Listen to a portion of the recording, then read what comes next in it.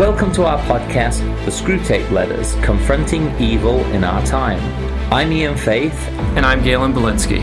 In each episode, we will unpack one of C.S. Lewis's 31 letters and illuminate the nefarious schemes that the devil and his minions play in our world today. Understanding how the demonic forces seek to separate us from God helps us to expose them, reject them, and pursue Jesus as the center of our lives. Subscribe and join us and our guests on this journey, The Screwtape Letters.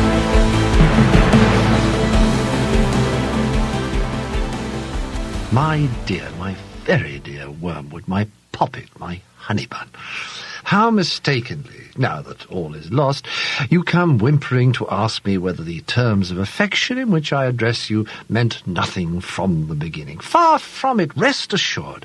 My love for you and your love for me are as alike as two peas. I have always desired you, as you, pitiful fool, desired me.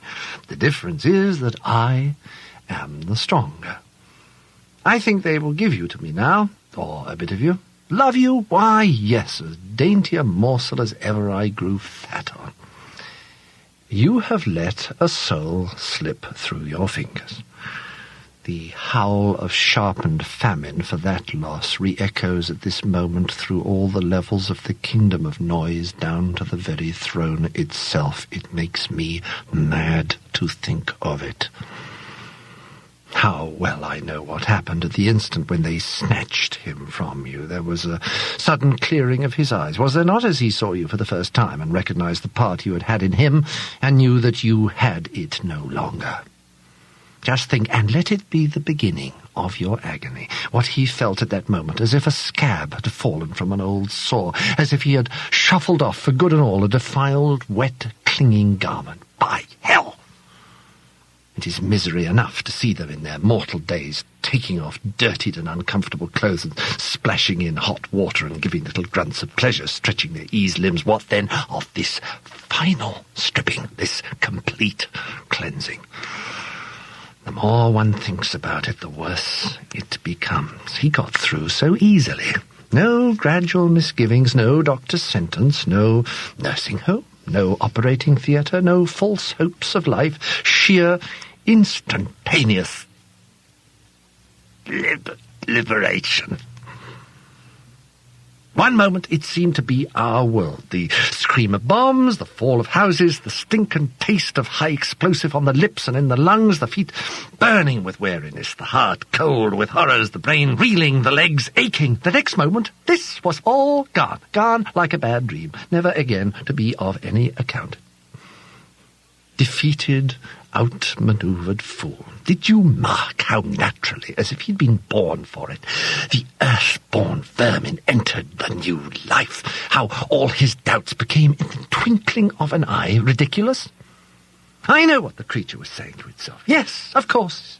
It always was like this. All horrors have followed the same course, getting worse, and forcing you into a kind of bottleneck till at the very moment when you thought you must be crushed, behold, you were out of the narrows and all was suddenly well. The extraction hurt more, and then the tooth was out. The dream became a nightmare, and then you woke. You die, and then you are beyond death. How could I ever have doubted it? As he saw you, he also saw them! I know how it was. You reeled back, dizzy and blinded, more hurt by them than he had ever been by bombs. The degradation of it, that this thing of earth and slime could stand upright and converse with spirits before whom you, a spirit, could only cower. Perhaps you had hoped that the awe and strangeness of it would dash his joy, but that is the cursed thing. The gods are strange to mortal eyes, and yet they are not strange. He had no faintest conception till that very hour of how they would look, and even doubted their existence. But when he saw them, he knew that he had always known them, and realized what part each one of them had played at many an hour in his life when he had supposed himself alone, so that now he could say to them one by one, not, "Who are you?" but, "So it was you all the time." All that they were and said at this meeting woke memories, the dim consciousness of friends about him, which had haunted his solitudes from infancy, was now at last explained.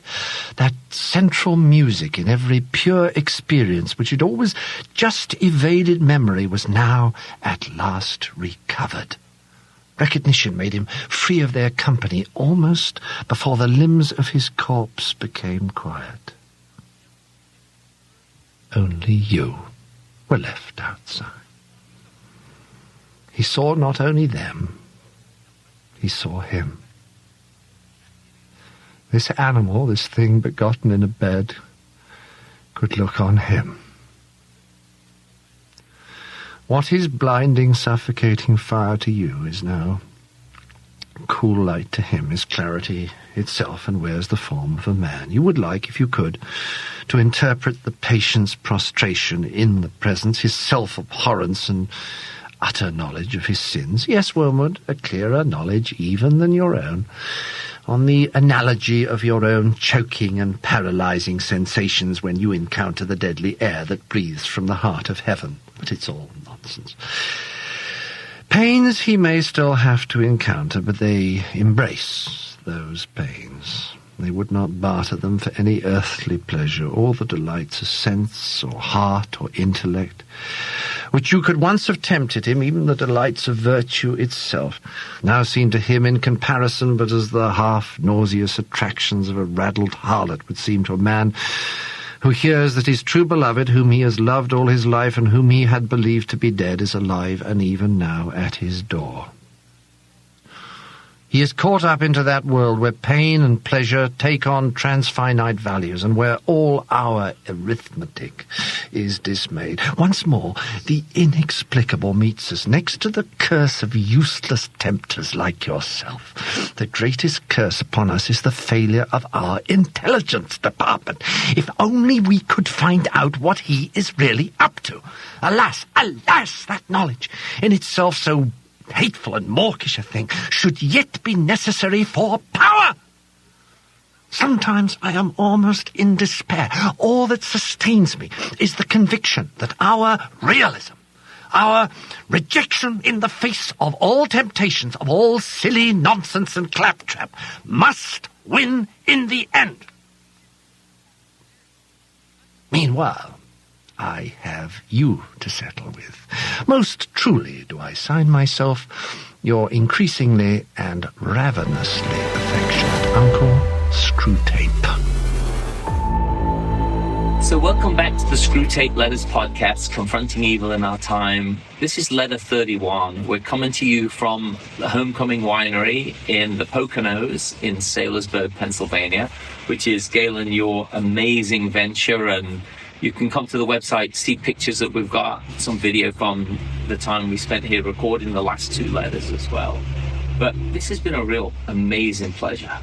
Hasn't it? It's been a fun journey. I want to thank you also, Ian. We had kind of talked about this for months and months before we ever started the podcast. So thanks for looping me in, being the person to sharing the idea. It's been a really fun journey. Some pretty powerful content through the chapters, and we made it to the end. We made it to our final day, right? As the patient had. Yeah, right. And you think about it, right? I think this is one of those other moments that God brought us together. Yeah. Because people in life could say, yeah, it's just coincidence, but I think it's so much more to it. Like, you couldn't have done it without me, but I could never have done it without you. I don't know if there's anyone else out there that I could have had this experience with. It's been amazing. We're at the point in letter 31 where the patient dies. It's over. It's over for him, and it's over for the demonic. Yes. Yeah. And it's interesting, we don't know, I don't know, did a lot of time elapse? Is this did this kid get back from the war and then he died of old age? No, I think he dies as one of the wardens in the area. He's helping with the bombs coming down. He's putting people in bomb shelters, and he dies. That's how I get the feel. Sure. That it wraps up in that way. And that's a moment where, and they have this great line in there where he says, the corpse, the torso goes limp, and all becomes quiet. And that's when he meets Jesus. Right. That's when he meets the Trinity. That's when he meets the angels. That's when he actually also meets Wormwood. He catches a glimpse of them anyway. Right. You know, there's that moment taken up into glory, and he becomes only spirit at that time. Yeah. And can see the unseen realm as it really is. You know, we only catch very little glimpses in this life. But he does. He sees Wormwood, and he sees some host of spiritual beings, you know, greeting him in heaven. Presumably the angels, perhaps the Trinity. Yeah. You know, we're not exactly sure. But it is beautiful. And for anyone who's reading these letters and reading the book, if you hear John Cleese narrate the last letter, there's beautiful poetry to it. Right. That's so unlike all the other letters in here, especially the way he talks about when someone dies and finally meets the Lord. Right. And I nearly teared up a little bit on that, because it's so well done. And then to think, and we've talked about this, is how can John Cleese not be, after this experience, be the most relationship with God person you've ever met in your life, right? And it's still a pretty hard atheist from what we understand. Right. But I think what's really amazing is it's a great dramatic reading all throughout the 31 letters, and thanks to our buddy William, who made it 31 and not 29. He helped us find those last two letters. But all of the recordings from John Cleese, really dramatic, entertaining, very engaging, but the pain in which he's reading it as a demon to going through suffering gives it this sort of very, very celebratory beauty for the person knowing that this guy made it to heaven. So it's pain for the demonic, but it's beauty and rejoicing for us. And watching the demonic respond in that pain, the way he reads it, almost gives a very melancholy, like you said, it was tearing up at times, like it's over, but it's good. Yes. You know? Yes. And that really is, it's the goal of the believer is to make it to the end. You know, there's a doctrine in Christian theology, and I don't like to be too much in a box. I'm this or I'm that, but there's some good teachings, specifically one called the Perseverance of the Saints, which basically says you really don't necessarily, you know, the only day that really matters is your last. Whether or not you were really truly walking with Jesus, there's a passage in Scripture that says some people who are walking with the Lord turned away, and it says they went from us because they weren't ever really among us in the first place. The Perseverance of the Saints says, but the day that matters most is your last day with Jesus, when we enter into glory. And this guy, and the demonic was holding out hope, not sure if this guy was truly saved, truly a believer, hoping they could get him off the path. But this guy finished the race. He finished strong, and he entered in the presence of the Lord. And I think it's a good thing for us to see. That is our hope. You know? Yeah, it really is. And through here, it's interesting, this whole book, because it's always been described as satire. And I don't see it as satire. And maybe I'm seeing it wrong, because I just don't. I think I've said this since the beginning, I think that this is divinely inspired. Mm-hmm. It's not scripture, but it is absolutely divinely inspired to wake us up to the attacks that are happening in our lives. And if we go through this people's life journey, and especially the patients where the law of undulation, anxiety being demonic, when you wake up to some of these realizations, it changes your outlook on life and actually gives you a more enjoyable life, and I hope actually protects you from the demonic forces which are trying to bring you to the grave to them, rather than to the grave to the Lord. And I think that's something that's really important within this, is to keep that in mind. So, you know, to see it as satire, I think, demeans it. I mean, it's certainly astoundingly insightful. That's the right word. It's insightful. Yeah, Absolutely. I mean, it has a level of perspective and insight to put into words spiritual truths that we tend to overlook and not realize and unpack the tactics that Satan uses. But I think it's incredible seeing this chapter. It begins with Screwtape almost hinting at the fact that he's going to eat wormwood. Right.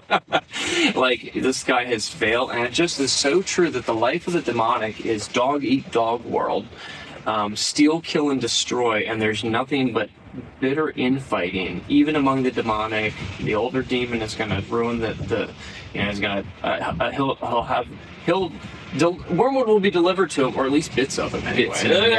Tear him up. There's the satirical little bit, right? But the way, and maybe that's where the satire is, but I don't see it when he's talking about the demonic challenges that we have on Earth with God. That's not fiction. I mean, it's a fictional take. It's a fictional storytelling of true realities. Yes, it's really what the book is doing. But I think it's amazing how even in that chapter, we see the infighting. We see the despair of the demonic when there's rejoicing. We see them not even be able to comprehend how a God who could receive his own children who he saved and redeemed into glory. They can't even comprehend it. What is he even up to? Right. They say. Yeah. That the demonic is so hung up on stealing, killing, destroying, infighting, and all they're trying to do your entire life is distract you, fuddle you, to use the word early in the book. Great word from constantly pull you aside with this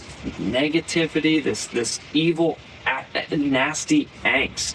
Because that's all the demonic knows. Yeah. That's all the demonic knows. So it's interesting because friends of mine have said, since you've been doing this podcast, we've seen a positive change in you, which is a beautiful thing for them to say. And we talked last night with your wife about my testimony around my brother who was a non-believer who saw my mother actually at a point of death. Right. And he's a non-believer, and he said, I saw angels take her away. And when we said to him, you're not even a person of faith, how can you even say that? He said, I'm just telling you what I saw. Wow. And going back to letter 30, when they're talking about empirical realities versus, things like love and that, he saw something that he can't describe. And I know there's a lot of our listeners out there who have people who have died. They want to have some kind of sign. My wife always said, I want some sign from my mother. And a lot of people say that from people who have passed away. Well, amazingly, you'd have thought the way God works, the way God works is obviously a mystery and it's amazing, but the one person in my family who doesn't have faith had the most incredible experience. Right. He had a little level of insight, and I hope and we'll pray that might be something that God uses in his life. Because a lot of times it's these little things along the way that kind of bring us to faith, and hope and pray that is something that's instrumental in his life. But yeah, I mean, it's catching that glimpse and seeing really what happens at the end. Like I said, the only day that truly matters is our last day. And the way C.S. Lewis poses it in here is that at that moment of death, you have this amazing meeting. It isn't delayed. Right. It's immediate. Right. And I think that was what really sort of was so warming, was that this life here on earth that God created us for is over. But now you immediately have that meeting and all becomes revealed. Right. And the way it all ties together, too, that he can say, it's really brilliant the way he just has Screwtape telling this perspective of what this man, understood and is experiencing as he entered into glory. But, during the times when I sort of couldn't understand, or I felt alone, or whatever it was, I see it. You were there talking about the angels, the God spirits who are working, the counterparts to the demonic, that he's seeing them and now seeing it all clicks. And he sees the Lord fully in glory. There's that passage, and Paul uses it to the Corinthians that talks about we can only see little glimpses, but one day we'll see fully clearly, And this man is seeing that and experiencing that. And there's a humbling beauty in kind of embracing that reality in a sense. Yeah. That this man has made it to the end. All of the difficult times that he's gone through, all the times of doubt, all the struggles that he's had, it all now pays off. Everything is restored for him. Everything is redeemed, and there is even a sense there's a welcoming in the air. Yeah, that's absolutely true. Right. Yeah. And it all clicks. All the struggle was worth it. All the pain was worth it. He sees the work of Jesus on the cross finish that work in him as he's now fully restored and redeemed in glory. And that is the hope of the believer, that there is a gathering in heaven, with the angelic host receiving us. I believe other departed saints who are there ahead of us.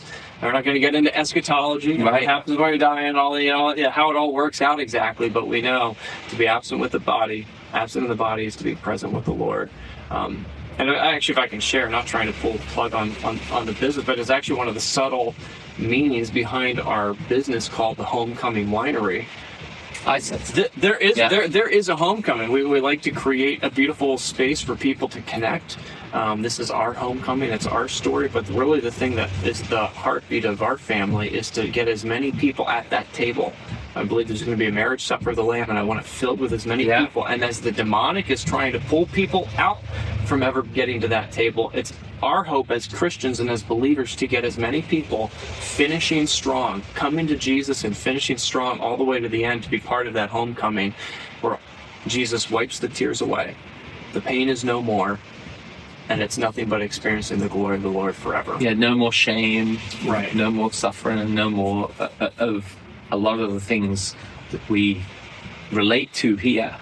And suffer through at times. Yeah, and suffer through. Right, are no more. Yeah, so I'd say the challenges for the listeners who have been with us through this journey is go back and start again. Because I think what we've learned is that we could read these letters so many times, and there's probably things we've left out. Oh, for sure. We could add so much more in. There's so many more real stories of experiences people have had akin to a specific topic within here. It's definitely a help. This book's a big help, and I hope the way we broke it down, and we've even been told this, is a big help for the people who are going through the different things in life that they're going through. Right. It strengthens people's faith. We don't do it. Jesus does it through his own word, but through these experiences. And that leads to a happier life. And I can only wish for more people to have that joy. Right. That's why we did this podcast. Yeah. I mean, as guys who are in ministry in one capacity or another, that is our end zone. For people to be walking with Jesus closer, and to be walking with Jesus closer all the way to the end, And my life's not over yet, so I'm not speaking to the finish line, but I know where I'm going, and I'm going to try to bring as many people with me and leave as much of an impact in other people's lives to be able to facilitate that as well. So this is letter 31. We're near the end. We've got a few more things to come. We're going to have a Christmas episode. And we're going to hopefully bring together Corey, William, and a few other people who've been involved in this with us to actually just round it all off. Yeah, which would be a great thing to do. So this is the end of the first time through the 31 letters, but it's not the end of the podcast. No, because we do have some Christmas content coming out, like you said, and we're even going to be casting some vision. There's a lot of things to talk about when we're talking about confronting evil in our time and unpacking the work of the demonic beyond just the 31 letters. So more to come from here. This is not going to be the end of the podcast. This is the end of this go-round. So stay tuned for updates. But it's been an honor and a privilege with our listeners, with you, Ian. Thanks a million for making it happen and inviting me in on it. I'm really, really excited to have been a part of it, and looking forward to see where we go next with it. So until next time, Screwtape Letters podcast, Confronting Evil in Our Time. I'm Ian Faith. I'm Galen Balinski. And we'll see you again, and have a Merry Christmas. Look back to the beginning, and hopefully this will be something that works well in your life to just get you a little bit closer to experiencing the beauty of the relationship with Jesus Christ you have through your church, through your friends, through your family, through all different types of ministry. Absolutely. Until next time.